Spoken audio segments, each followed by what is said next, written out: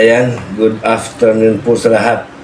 It's May 19, 2025.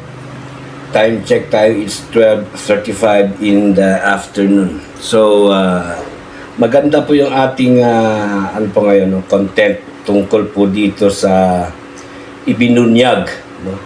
Ibinunyag ni Mayor Vico Sotto ng Pasig na taon-taon pala, no? Taon-taon pala, pero most of us hindi po alam ito na taon-taon pala na pag malaki ang barangay, malaking era ang barangay ay mayroong 5 million, pero pag medyo maliit ang barangay ay may 3 million. So malaki po 'yan. So nabunyag po 'yan ni Mayor Vico Sotto dahil siguro po ginagawa po niya 'yan nung siya pa ay nakaupong mayor at ngayon at nanalo po siya ulit. Second term yata, no? So, nabunyag. So, nabunyag po ang mga barangay nga meron pala talagang taon-taon nga financial assistance po. So, depende po yan siguro sa mga munisipyo kung kaalyado nila ang barangay at yan po ay binibigay. Pero hindi po natin alam na meron palang taon-taon nga ganyan. Pero ang tanong ko nga po, binibigay ba ng munisipyo yan sa mga barangay? Lalong-lalo na po dito sa 54 barangay po ng Calamba City, Laguna.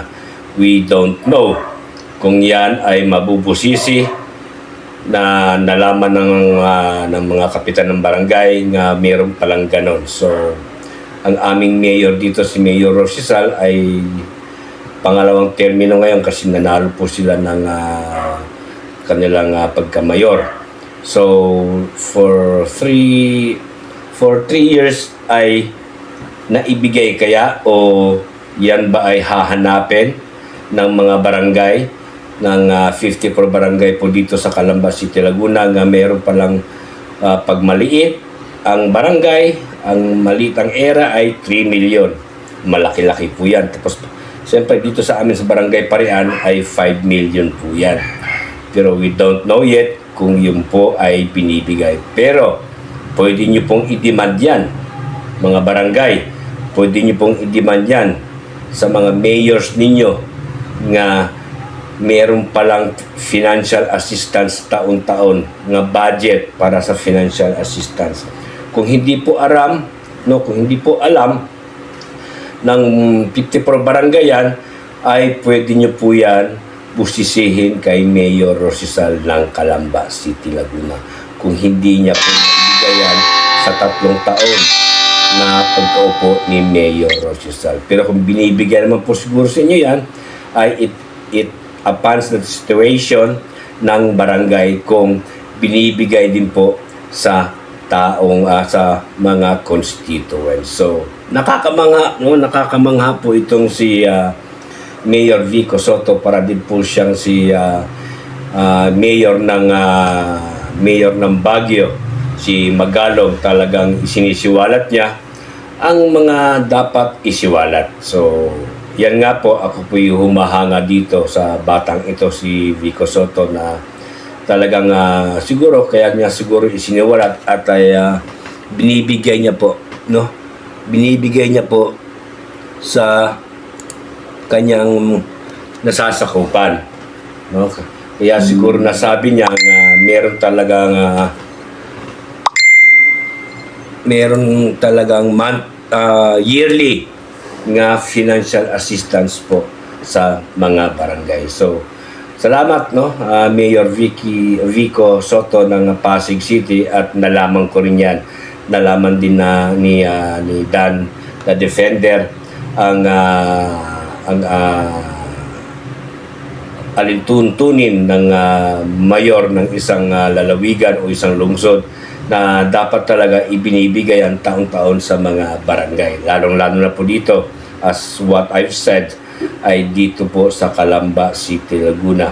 Kung hindi po alam ng mga kapitan yan, ay pwede nyo po yan isang guni po kay Mayor Rosisal na meron palang financial assistance. So, ayan po, no?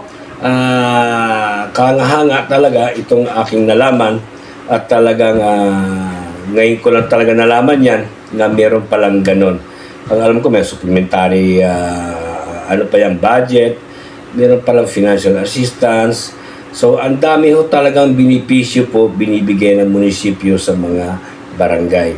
And I don't know sa mga lungsod ng Pilipinas ay binibigay ba yan sa mga barangay, no?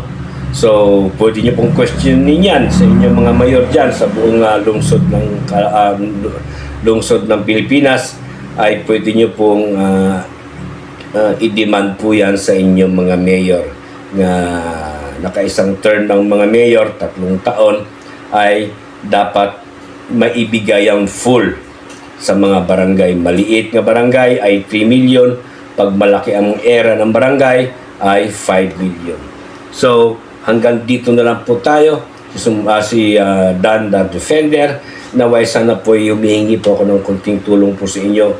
Itong bagong YouTube channel ko nga Dan the Defender ay sana po inyo pong suportahan ito dahil bagong-bago ito dahil ilang beses na po tayo na-delete ng politiko at sana naman siguro dito ay hindi pa oras pupuna, no? Puro lang tayo mga information lang muna tayo at alam naman po natin kung ano po ang nangyari sa election na ito. This is a failure of election to, no? Dahil po talagang minapula ni Lisa Marcos o ni George Garcia itong election 2025. So, may God bless Calamba City, Laguna, and may God bless the Philippines. Till then.